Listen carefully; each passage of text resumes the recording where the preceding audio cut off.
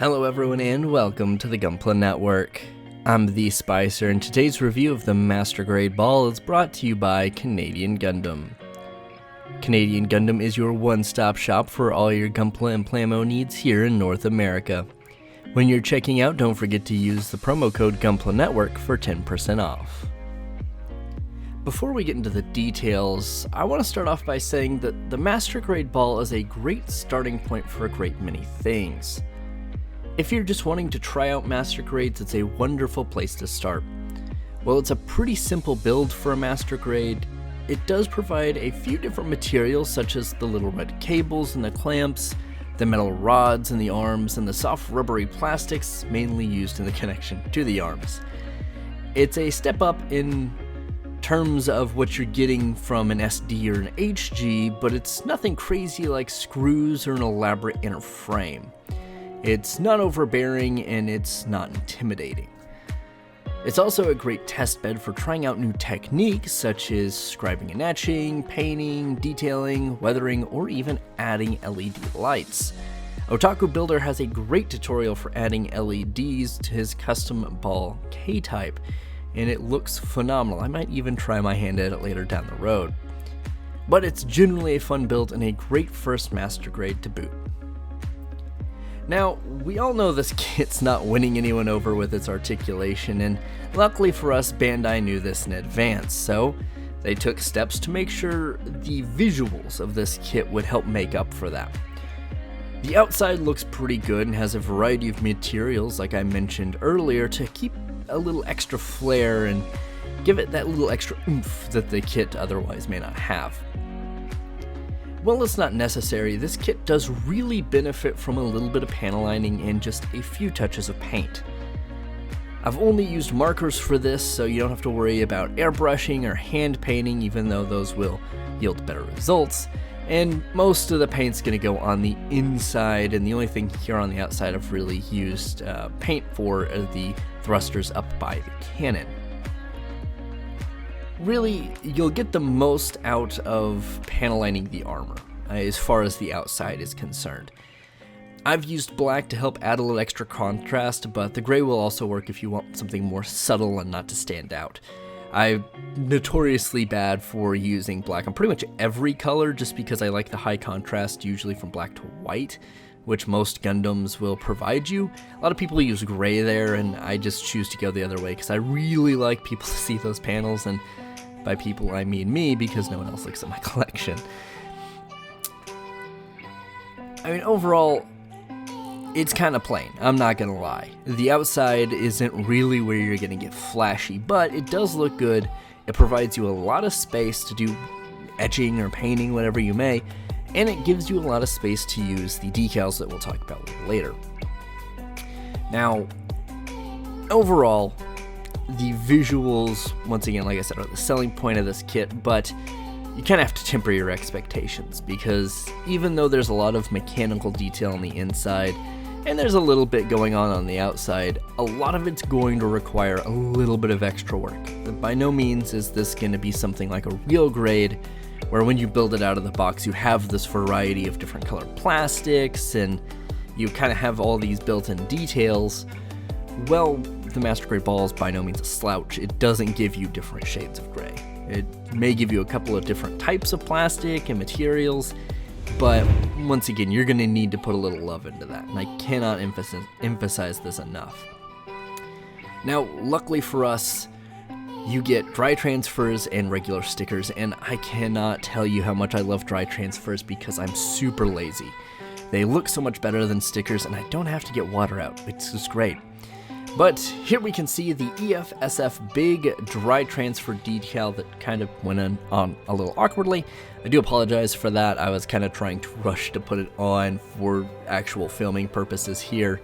I will go back and redo most of those later, but generally speaking, dry transfers are once again another great step if you're wanting to try to push what you've been doing and you've only been working with like SDs and HGs and not really doing anything extra.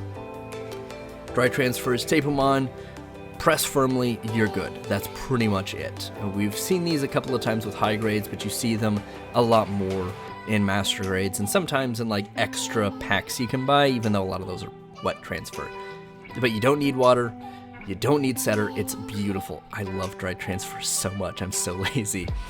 And then of course you have stickers, which don't look terrible. The color gray doesn't really show off a lot of the lines, but you can still see them in comparison to the dry transfers, so keep that in mind. If you follow the actual sticker guide on the manual, inevitably you're going to have some stickers by some of the dry transfers, but overall it does look pretty good.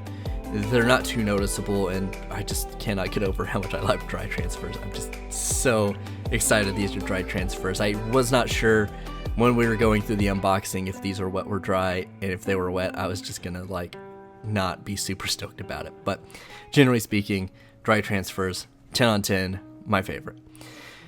But we're here for the inner workings. Let's take a look. There's a ton of molded detail, and a little bit of Gundam marker brings so much of that to life. The only things I've used here are the regular red and green Gundam markers, not even the fine tip ones, just the regular like chisel tip, and then a little bit of the Molotov chrome, liquid chrome marker as well.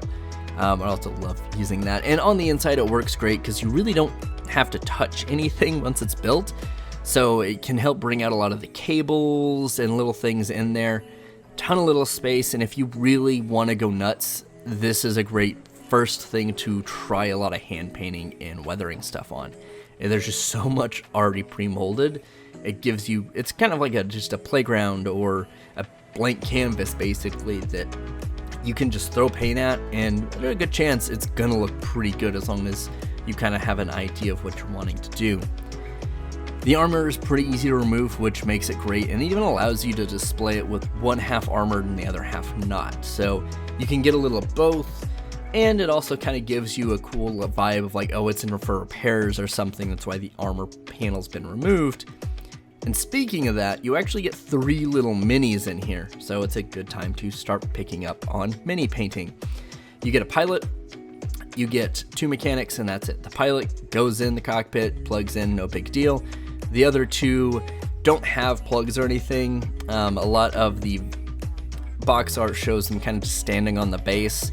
Here I've got them on sticky jacks so they don't fall over.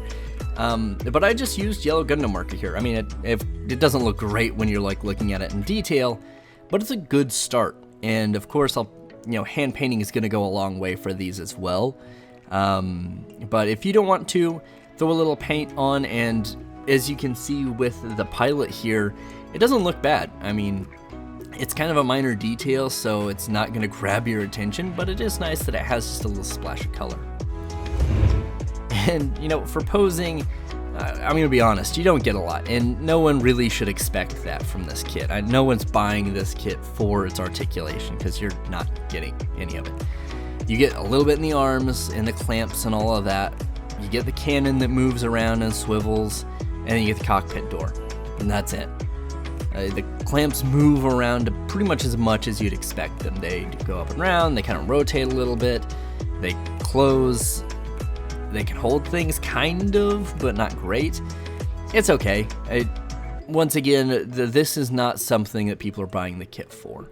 And if you were thinking about buying it because you think the claws are super dynamic, that's kind of your prerogative, honestly. I don't think people are really searching this kit out for that.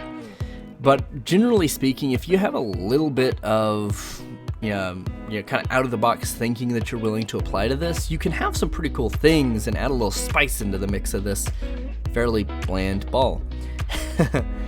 With the cannon moving, you can add an effect piece like I've done here to kind of give it the illusion that it's firing, and you can move things around to give it more of that vibe, to at least kind of give it like it's getting pushed back a little bit.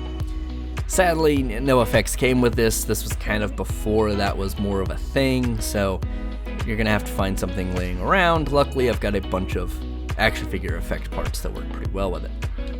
The clamps can hold things kind of like I mentioned, but since the base doesn't plug in and it just kind of rests there, the whole unit's going to tilt down. And yes, that is a high-grade Zaku, so you're not going to be holding any master grades with this, I'll tell you that now. But if it's a pretty sturdy master grade, you might be able to put the ball on it and than have the master grade mobile suit hold it up. Generally though, all in all, well, this is a great place to start for a lot of different people. It's not going to be winning any awards for pushing boundaries. It's just not that kit.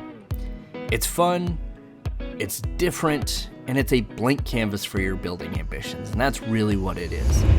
It's not something that's going to be the centerpiece of your display, of your collection, unless you want it to be.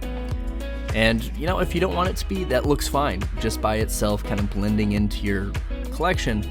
But there's so much potential, so much blank just space that you can throw a ton of painting into and a ton of work, and it'll pay off. It'll look really good.